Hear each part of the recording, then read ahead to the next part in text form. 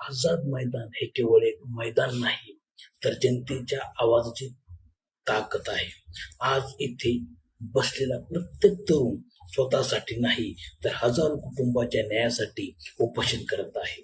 शांतता ही आमची ताकद आहे. संविधान हा आमचा मार्ग आहे आणि न्याय ही आमची अपेक्षा आहे. आमच्या मागण्या कोणावर उपकार नाहीत, तर आमचे संविधानाने दिलेले हक्क आहे. सरकारने या आवाजाकडे दुर्लक्ष न करता तातडीने संवाद साधावा आणि योग्य निर्णय घ्यावा, कारण लोकशाहीमध्ये जनतेचा आवाज हाच सर्वात मोठा आवाज असतो. आमचा संघर्ष सत्तेविरुद्ध नाही, तर अन्यायाविरुद्ध आहे. आमची मागणी कृपेची नाही, तर न्यायाची आहे.